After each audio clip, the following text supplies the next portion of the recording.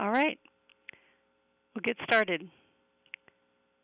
So I'd like to welcome everyone who's on the line to the latest in our webinar, our Next Generation Science Standards webinar series. This webinar is NGSS Climate Education with the CLEAN Collection.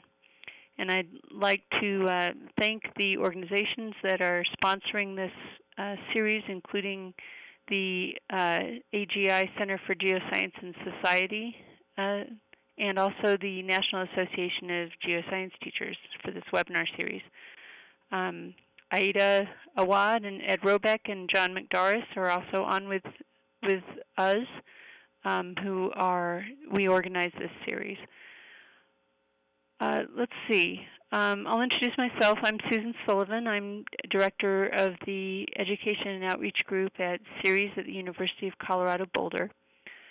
And today we are fortunate to have some presentations from several people who have been part of the CLEAN collection since the beginning. And CLEAN stands for Climate Literacy and Energy Awareness Network.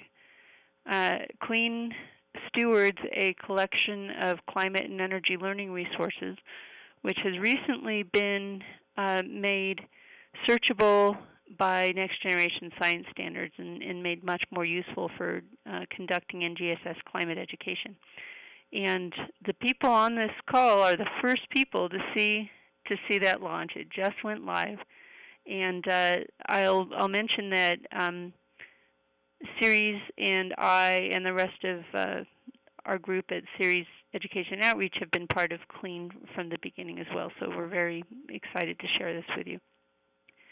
After the presentation, there'll be some discussion and some Q&A, and I'll make you aware of upcoming events both now and at the end of the presentation for anybody who is not on now. So there's a couple of things to announce coming up in this series. We're coming to the end of our second year of webinars on Next Generation Science Standards. The next one in May that's coming up is a look at NGSS across the sciences. So we have several representatives from different organizations and professional societies, including AAAS, American Chemical Society, and the Howard Hughes Medical Institute, looking at NGSS across the curriculum as opposed to Earth and Space Science only. On September 14th, we have a rescheduled webinar. Some of you may recall that Matt Kriebel had to unfortunately cancel due to illness last month. We have rescheduled him for September 14th. We take a summer hiatus, and he will kick off our the third year of this series. In August 1st, we'd like to call your attention to the abstract deadline for the Geological Society of America annual meeting. We are sponsoring a session there called Getting It Done, Experiences of Implementing the Framework in NGSS and Earth and Space Science.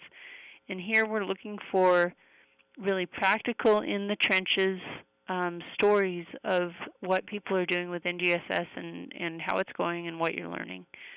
Really a practice-oriented, get-it-done look at NGSS. If you are not already on the email list and you would like to look at the archived webinars from the past, or you'd like to get notices of upcoming webinars, please consider signing up for the email list associated with a webinar series. And we'll put that in the chat for you to sign up there if you so desire. So with that, I'd like to introduce our presenters.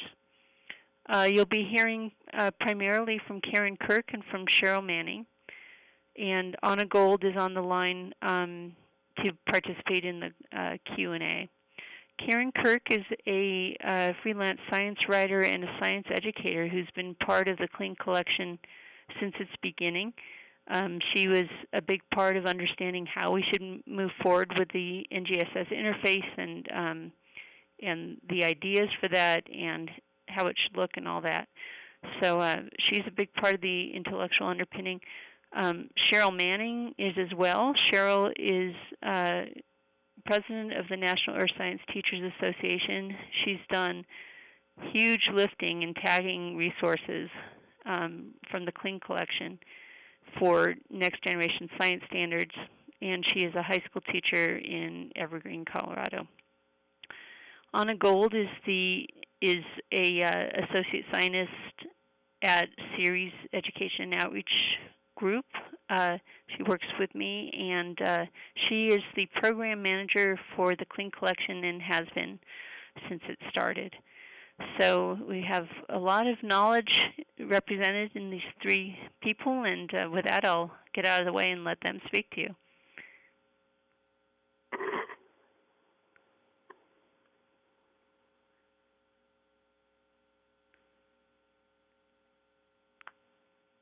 Let's see.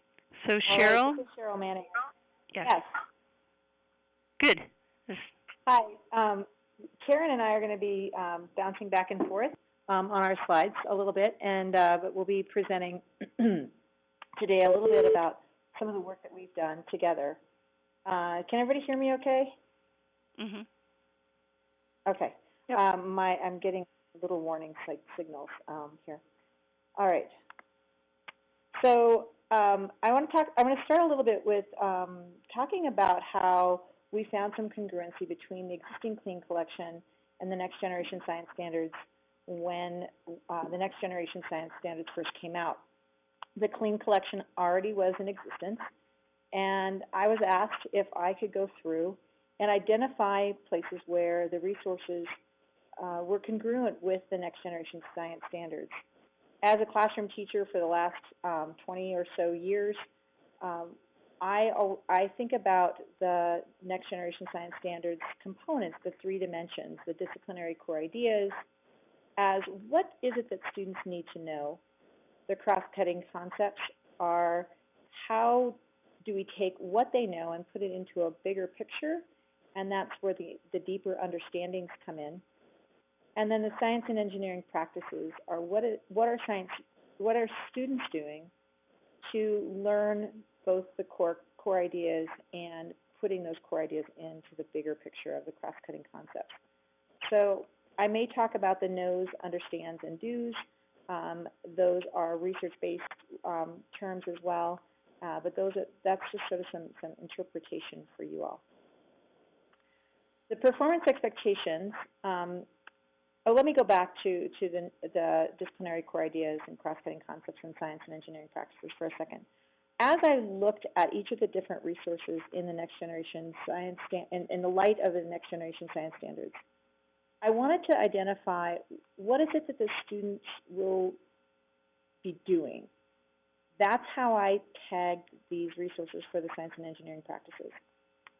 Then I looked at what are the core ideas that I could assess these students on after their experiences with the resources, and how might I package all of this into a bigger picture with the cross-cutting concepts. So that was sort of my mental framework when I was doing the tagging work.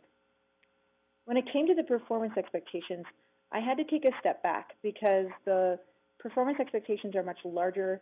They're more of a unit scale context, and there were a handful of resources that addressed performance expectations in their entirety. They were few and far between, and so there aren't a lot of resources that are tagged with respect to the performance expectations because I really wanted them to meet all three dimensions as they fit together into the PEs.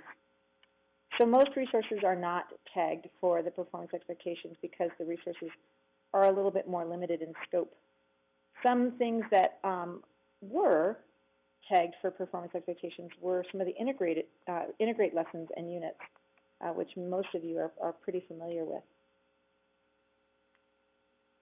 For grade level, the NGSS takes some content that used to be taught maybe at high school and pulls it into the middle level.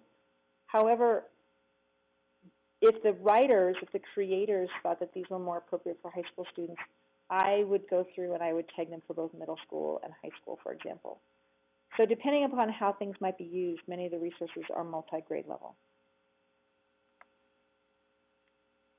So using the CLEAN to teach NGSS, there really are an infinite number of possibilities, because the goals are really about how do we combine these things together to create a deeper understanding for our students.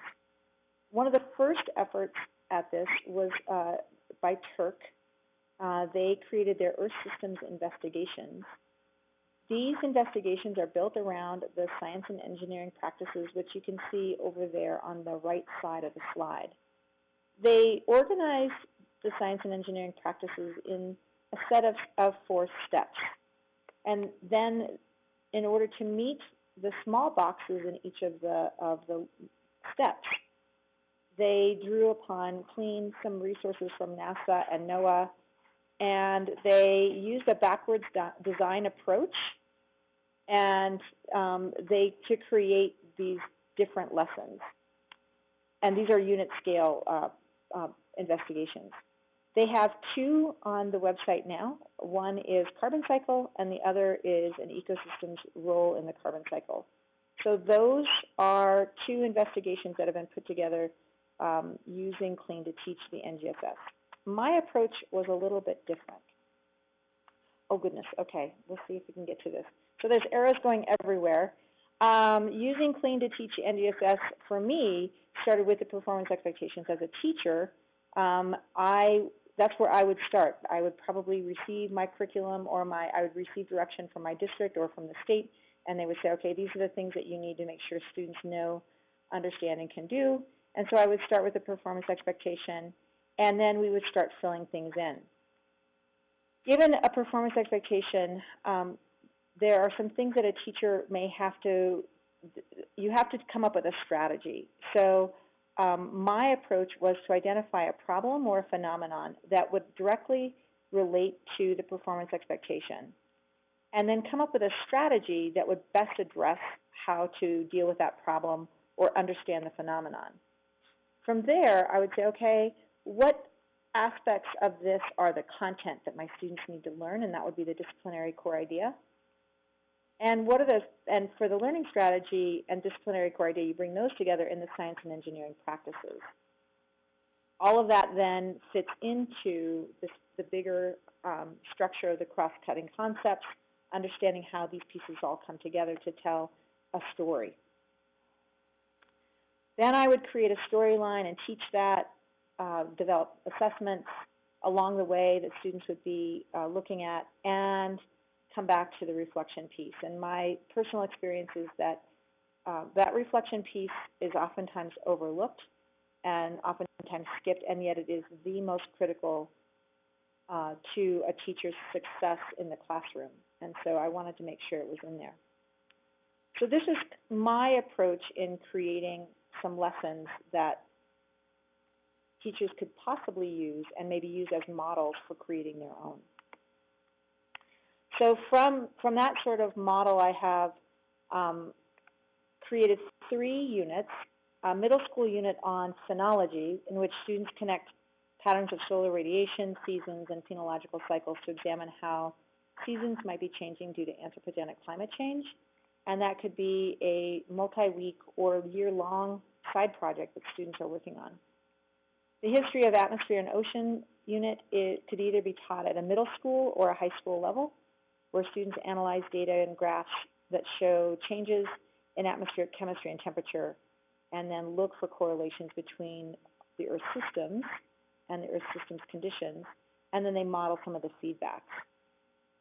And then finally, debating the grid is a high school level course that could be taught in physics or in environmental or earth science, and students research how the electrical grid works and debate the value of a smart grid.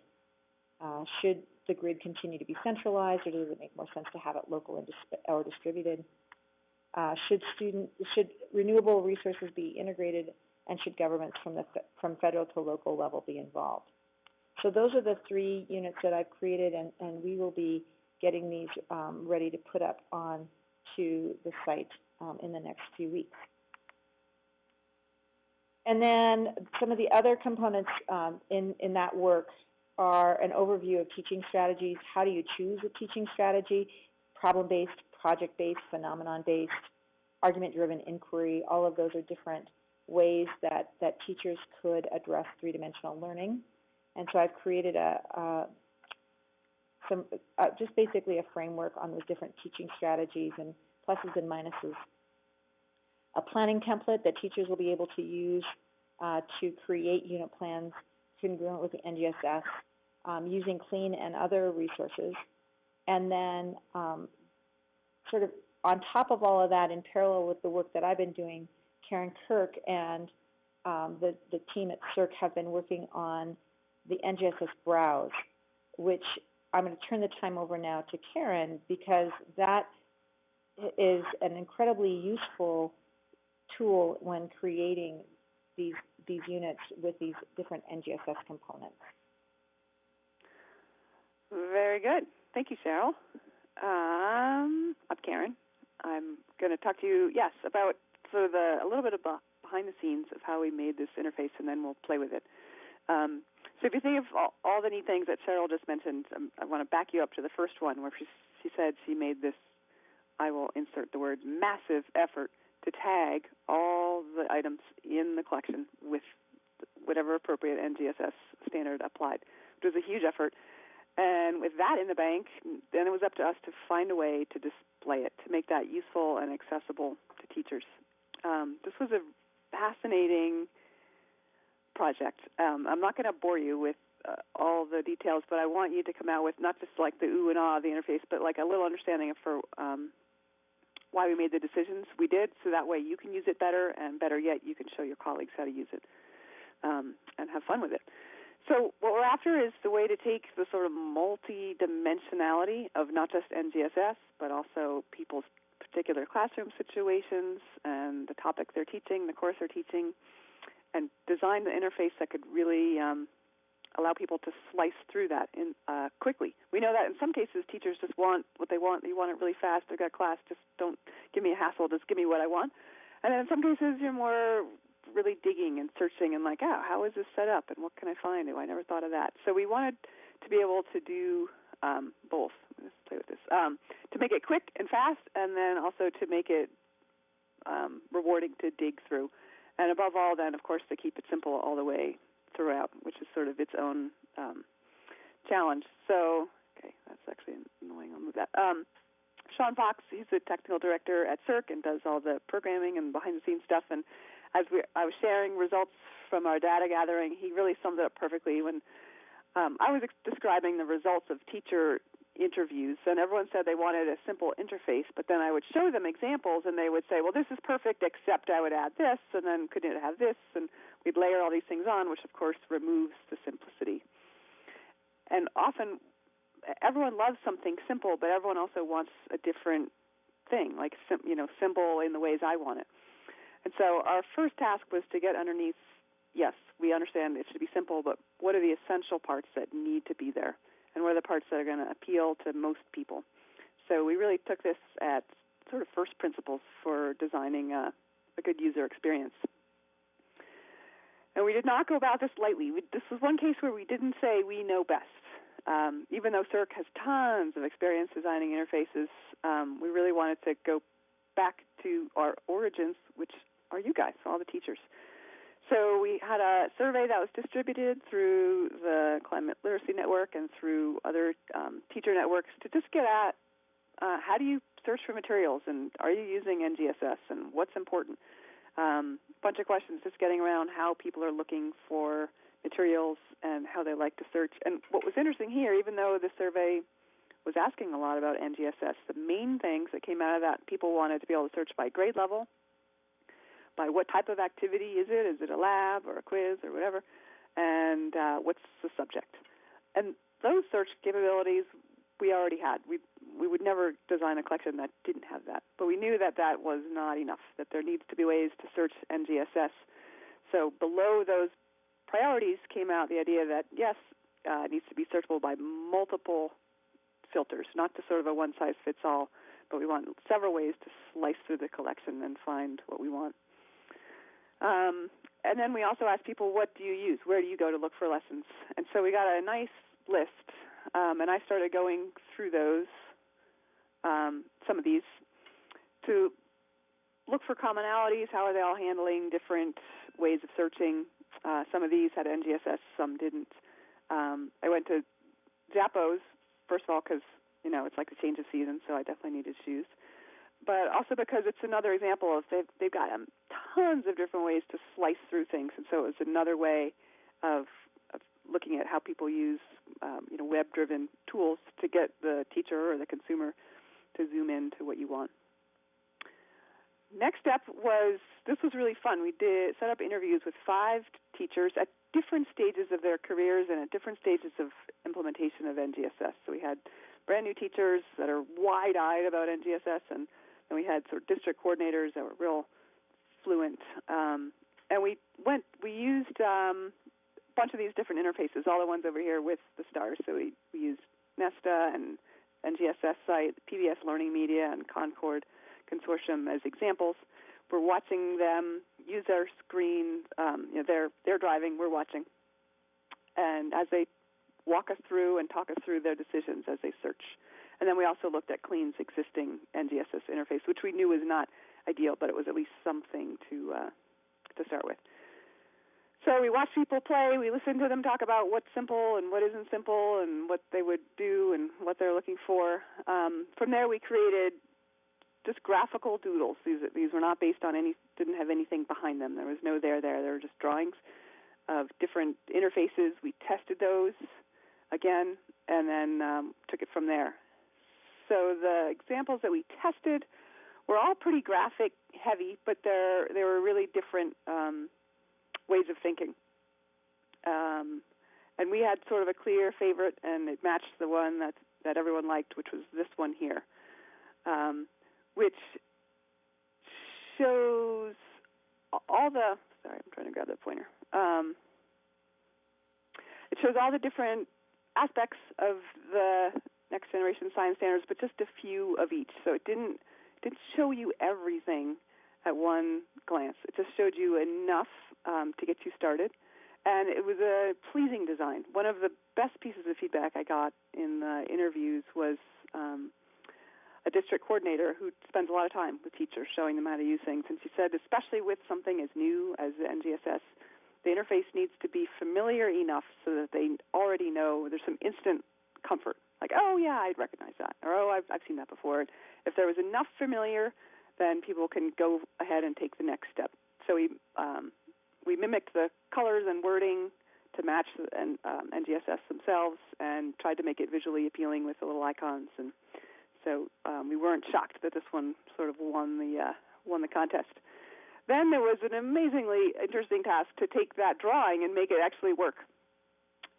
So we had to divide up all of CLEAN's resources as well as the those opening screens. They can't be too overwhelming. So we need to divide it into smaller sections to sort of nudge users towards the relevant parts. We need to, anytime you divide something, you're going to leave something out. So we had to figure out what to include. Had to be simple and intuitive, but also had to have some more guts behind it if people wanted to really dive in deeper. And, of course, it had to be real. Sean is a programming wizard, but there are, of course, limitations to what's actually doable. So we made an entry page that immediately takes you in one of 4 directions. And this is sort of following off what we got from our teacher surveys, which is right away they're going to just split it out by grade level because that just knocks out a whole chunk that either is or isn't relevant. So the middle school and high school decision point. And then we needed to split it again, and we did it based on topics. Climate system and climate change would include your essentials of climate science. So you look at ice ages and greenhouse gases and carbon cycle and Earth's history. The nuts and bolts of a climate system go in the blue box. And then the solutions and things to do with energy go in the green box. And so that's policy, efficiency, economics, agriculture, adaptations. And a lot of engineering things come out here, design, society, things like that. So right away, we're asking people to make this decision. There's a little box here that you can expand that explains the rationale behind those choices, but most users probably will just pick one and move on through. Next, you get to this familiar screen. This is the real working version of our conceptual drawing. And what this does is it looks into the CLEAN collection, and it's grabbing the standards that have the most matches. So it's pulling out the most relevant parts of the CLEAN collection. And in each of these, we only included 4 because we wanted to keep it simple, and also like the most common ones, what we have the best matches for. So it's within this example, which is middle school climate systems. It's the top 4 or most common hits for performance expectations, where we have the most matches for the DCIs and et cetera all the way through. So these are where we're going to get sort of the best results. So not everything's here, but it's very simple. So the way you use it is you click on any one of these, and we will give this a drive-by. So think about how you want to use it, because we'll use it in real time here. But you click on any one of the standards, and you instantly get results down at the bottom. And it's really cool. It's just an instant, very, very responsive. There's some serious programming magic in there. And then if you want to refine it based on what type of activity or whatever, you would click on that. And then, again, it instantly resorts your choices. And then if you want to try again, there's this reset button, and it just erases those and you start all over. And as you'll see, it's very fast and responsive, and you can very quickly just click, click, click, click, and just quickly get a sense for what is there. It is pretty neat. If you want to dig down deeper, we have this sort of invitation to go explore this more thoroughly with what we call the full search interface. Anyone who's been on CERC sites recognizes this basic layout that is used all across CERC. What's cool here is that they're pre-selected for all the options you had on your last screen. These matches here are the same matches you had on your last screen. But now you have different moves you can make. You can X out some of these filters, and then you can go over here and add more filters. So it'll start out looking just like the options you had, but you can go in any direction from here. So here's where people can really start digging or using their own keywords or tweaking it in any way they want. So that's the really detailed option, but it's buried back there a little ways so that you have these more inviting, more intuitive options first. Another way to search, we have this At a Glance button, and that's to give you the sort of overview of what's there. So again, different slices through. This one only looks at DCIs and performance expectations, and each of these boxes is expandable. So you just click on any of these, and it will unfold, and you get a table that lists out the performance expectations, the disciplinary core ideas, and then the concept bullets. And in any one of those, you can click on to see what resources are there, and you get a very familiar-looking interface with the same idea that's pre-selected for what you picked on the previous screen, and you can operate all these filters from there and keep digging. There's multiple ways to get to the same place.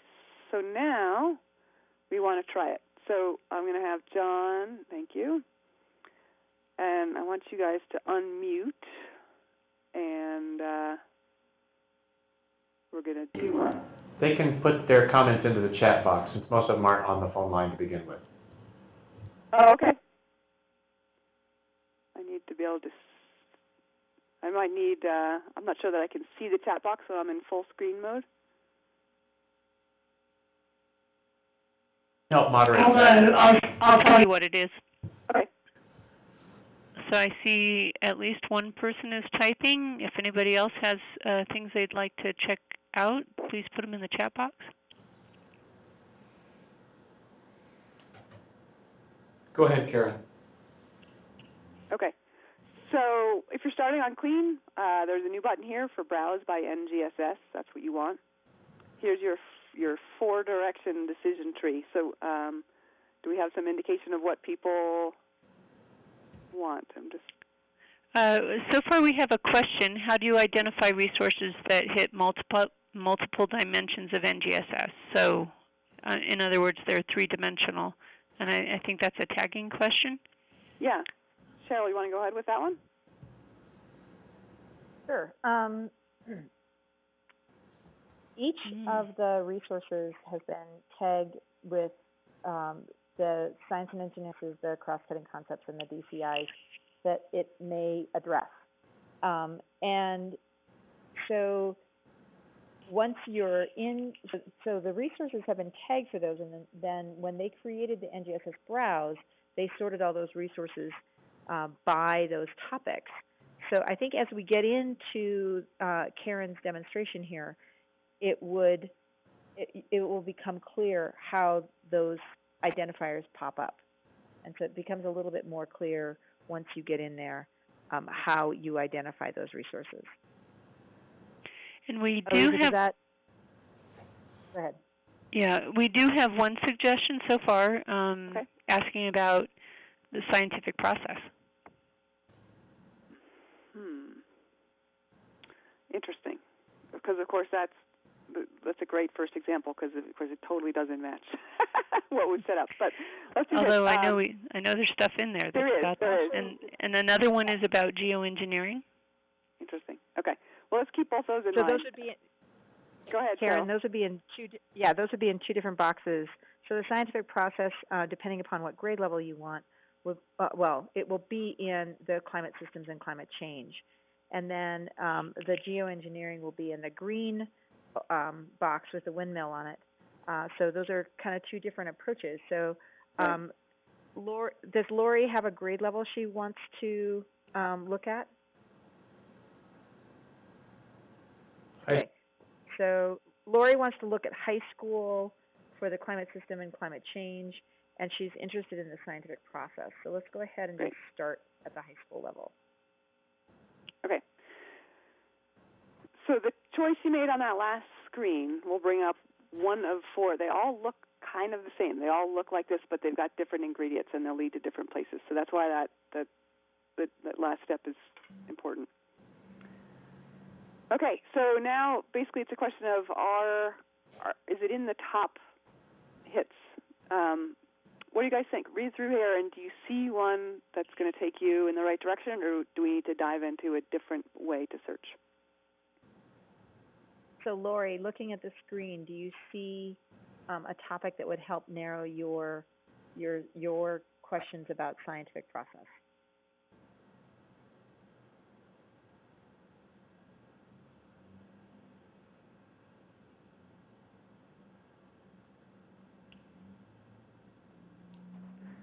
It's a really interesting question, because many of them can take you there, but it depends on what Lori's thinking. Yes, absolutely. Okay, so the performance expectation area. Okay, which one? Let's see. Are you thinking about like the analyzing geoscience data, Lori? Yeah, okay. So analyzing geoscience data and model data to forecast climate change and future impacts. Yep. Okay, great. So if we click that, we get we get 37 matching resources. And then from there, what do we want? Are we looking for an activity, a video, a visualization, or a quick demo? What's our mode of presentation here? Okay, she's typing. Mm-hmm.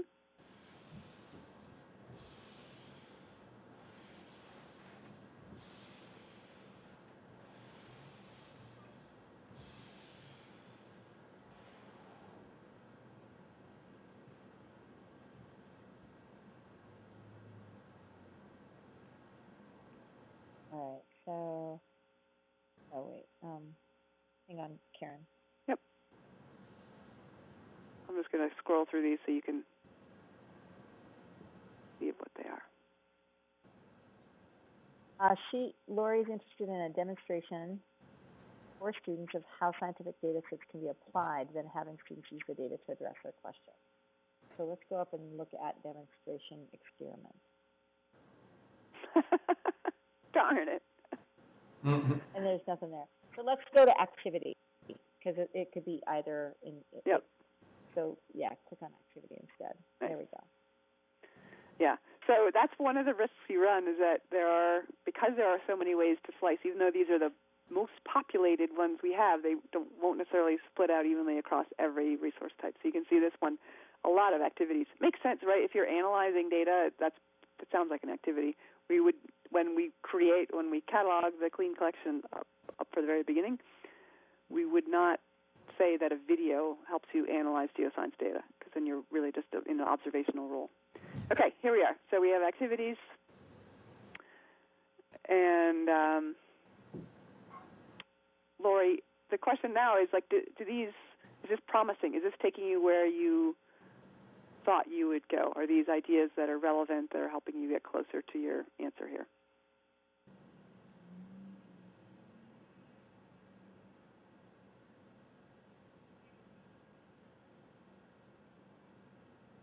Okay, she's typing.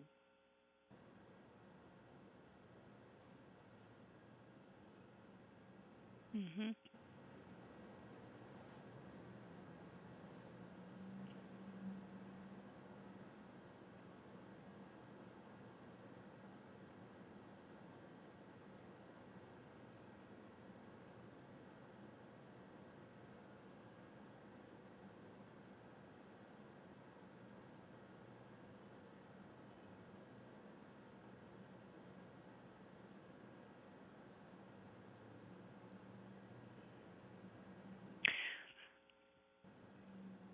I wonder if we could set up and look at some of Billy's questions as well when you're ready. Okay. Billy's asking about geoengineering. He's asking about impacts of climate change on agriculture. Okay. Great. Well, I'll use and I'll show a different way of searching. Let's just quickly check in with Lori. Did Lori give us a result there? Yes. So she says, especially in my state, I'm interested in climate feedback loop data. This is a politically charged topic. I want to be able to emphasize science. So she's in, if I'm understanding it right, she's in West Virginia. Yes. Oh, boy. Yeah, I bet. Good. So what I would... Okay, go ahead. Sorry. I was going to also just point out that there's also the analyzed geoscience data to look at specifically at how one change on Earth's surface can create feedbacks and cause other changes. That may be closer to what she was looking for at the outset.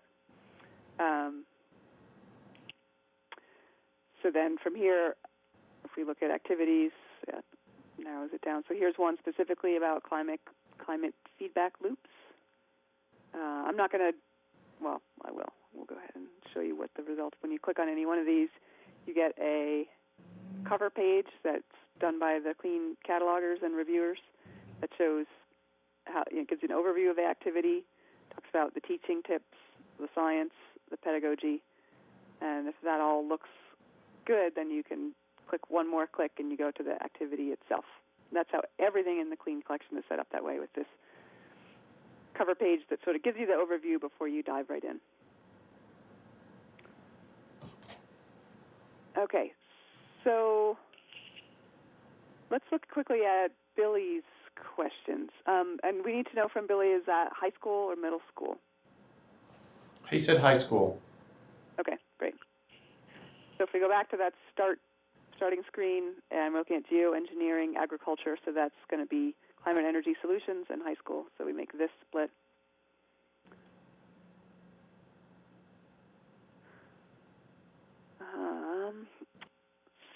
So there are, as usual, there are many choices you can take here. One would be to evaluate a technological solution that reduces human impacts on a natural system, so that could go towards geoengineering. Take that. And then from here, let's see what happens if we go on to explore the full set. So we'll go out of this interface into this one, and then maybe we wanted to look specifically for something like a specific keyword. So then we want to use that search box. This search, I'm not surprised this didn't give us anything, because it was only searching those 13 things that we had in the first place. So if we X out of some of these, we can see, we only get to one. So there's, for that particular slice through there, that's not going to be a great match. Let's try agriculture. And we don't want to search two things at once. Whoops. Okay. So then we can get to agriculture this way, and then if we wanted to go and further narrow it down specifically using back to some element of the NGSS, we can add them in this way. But 34 results isn't so many that they're hard to dig through. So you may not need to activate any more of these filters. You can just look through them and find the one that takes you in the right direction. This demo is more to show you how the mechanics of it work and then turn you loose on it. It's hard in this sort of slightly distant way for you, to translate your wishes to me and for me to actuate them. So hopefully this just gives you a taste of the mechanics of it, of how it works. Are there other questions I can answer using the interface, or should we can also just go back to the regular slides and go to our Q&A portion of this webinar?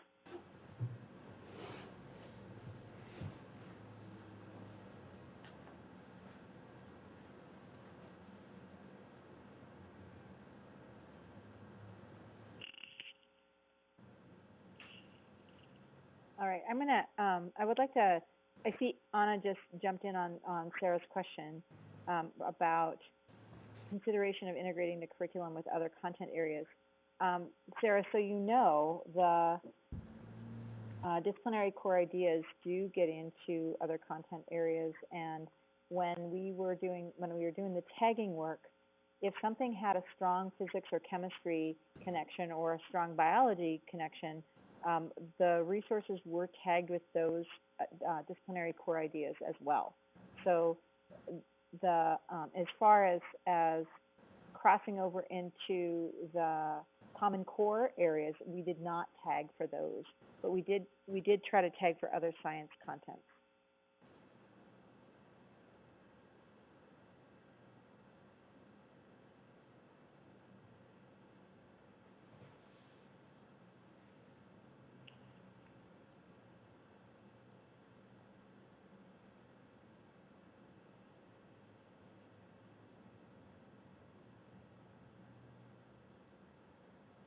Nice. What other, Sarah, I'll turn it back to you for our wrap-up here and moderating our Q&A. Now that I'm not sharing my screen, I can see the questions again, or the chat again. But I will just continue to extend an invitation for people to ask questions, whether they're about the nuts and bolts of using it or the applications of teaching with it.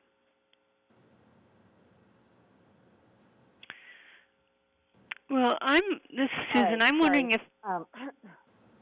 it's okay. I know there's a lag. Go ahead. I'm wondering about so, for example, the question about agriculture. We have lots of resources that have to do with agriculture. So another way that you can find things as a teacher is you can just use the keywords that you're looking for in the search and go to the resource, and then from there you can see how it's tagged and how it fits into NGSS. Yep. So this is Cheryl again, and I was going to talk a little bit about how I would make if as an educator, as a teacher, if somebody brought CLEAN to me today, I'd probably be over the moon. But I do think there's enough in there with 600 plus resources. I think, Susan, you said there were 665 in there today, that it does take time to become familiar with the interface. And so I would allow teachers a chance, and pre-service teachers especially, a chance to play in the different interfaces, giving them and encourage them to look at both. The older search-style sorting mechanisms, as well as some of the other newer NGSS browse pieces.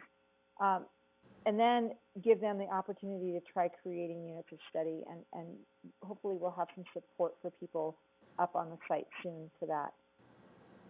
I'm going to come back to this idea of the role of reflection and support. Nothing ever works perfectly the first time.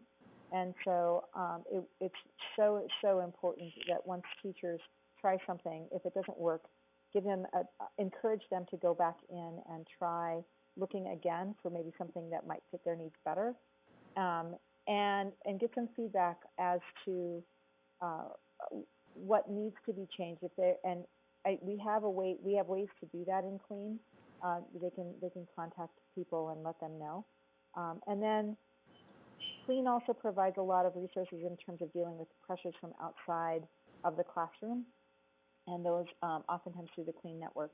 And those are super helpful if you are getting some pushback. So not that pushback is super common right now, but it does happen, and the CLEAN network itself has been a lifesaver for me. And so I strongly encourage teachers to go in and find some advice on that. One of the things that we definitely want to have some feedback on are anything in terms of other steps, questions, and comments you have that we should think about. And they're probably coming up in the chat, but I haven't been reading it as I've been talking.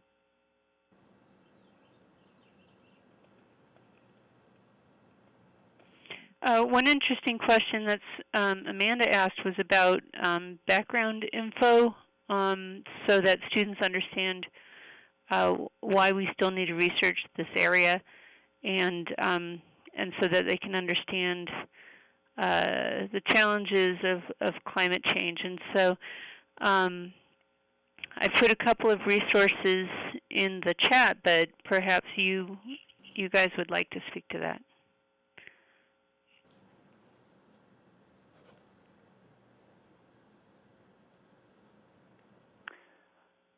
Yeah, that's a really great question, particularly when the impacts may be distant from the location of your school and the sort of inherent experiences that the students have had.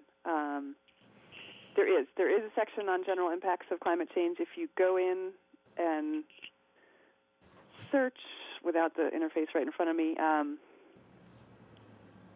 on.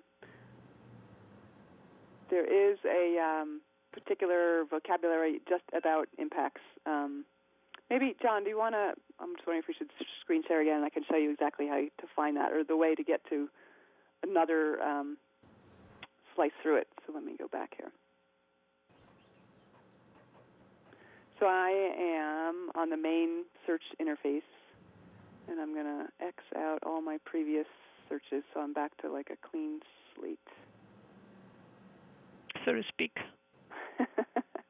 So, so here, if you jump in if you go into the CLEAN collection and you don't take the NGSS route, you'll come to this exact spot. This is just straight into the full interface. I like and you can add, there's different ways of filtering it, but I really like these other categories. These climate and energy topics. And so impacts are right there, climate impacts, because of course that's absolutely huge. It's a huge part of why we study and teach and are concerned about climate change. So this then breaks it out about what kind of impacts you're talking about, whether it's sea level rise or weather or changes to ecosystems, plants, animals. And so you can get to it from there. Certainly one that, and here's availability of water as well as agricultural changes. That gets back to Billy's question. Weather is a good one because everyone has examples of weather changing. And so here's a way to get at some of those. And then if you wanted to filter from here, so now we have 31 matches of the impacts, weather impacts driven by climate change, and then you can filter this by grade level if you wanted, or by activity type, visualizations, videos. Makes sense that a lot of these are videos and visualizations because we're showing effects, they're showing storms, they're showing maps, things like that. So a lot of these tend to be visual and experiential resources, and fewer of them are activities. So these topics are other ways you can get in there and drill down. As Cheryl was saying, it takes a little bit of digging to expose sort of the full potential of how to search the collection. Okay, I'm done now. I'll give it back now, I promise. Okay. So one other area that I think is really helpful for students who are maybe a little further removed from coastlines or areas that might be experiencing the immediate effects of climate change, and if you're in the urban areas, looking at patterns of heat waves. Heat waves are especially bad in cities and affect cities that don't oftentimes have adequate air conditioning in buildings. And so those connections, I think, are oftentimes a good catch for many students, especially in urban areas. Great, and thank you, Jane, for the comment that it's helpful to use both ways. Use the original search, maybe just on topics or keywords, to see for an individual resource what's the connection, and then going the other way. I think, it's good to have lots of options. So with that, I'd like to see, are there other questions that anybody has? I'd like to point out, we asked Anna recently how many resources we've looked at to come up with this, and we think it's on the order of 20,000 resources to come up with 665 here. So there's a huge amount of work that's gone into having this curated collection. We are always open for feedback if you've got things you want to say, and of course I'm still wearing my moderator hat, so it's a little awkward to jump back and forth. I actually need a different presenter to forward the slide. So thank you. I accidentally X'd out, and I'm afraid to, and go back one more. Thank you.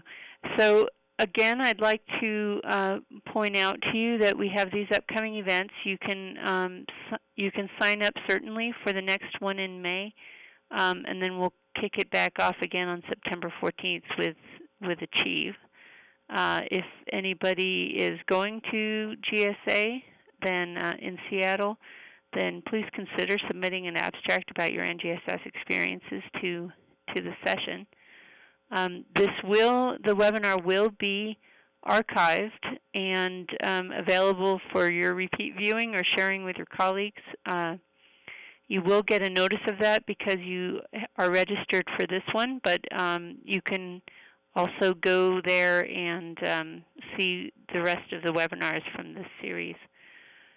And then, with that, I'd like to go to the next slide.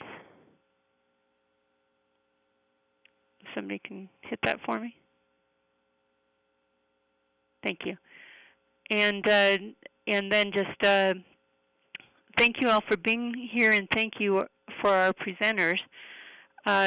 We are taking ideas for what you'd like to see in this webinar series going forward. So from here, we'll start planning for the remainder of the series next year. So if there's anything in particular that you really want to see covered in a NGSS Earth and Space Science focused webinar series, now's a good time to let us know. And if you think that your work would be of interest as a webinar, please let us know what you're doing and let us know what you'd like to share with the rest of the community. And with that, let's see. There's a couple of questions. Jane, can we have access to the overall planning slide? Oh, yes, I think that's a wonderful slide, Cheryl. The slides will be part of the archived version, so you can take a look at that. And then also that whole process will be part of the Get Started guide that Cheryl mentioned at the beginning of the presentation.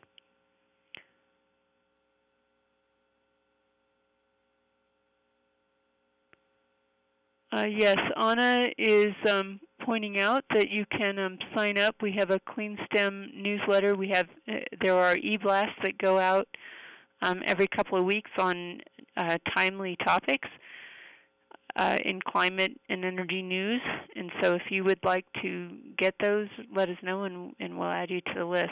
They come every couple of weeks, one email. And so with that, I want to, again, thank everybody, thank our presenters, and hope to see you on another webinar.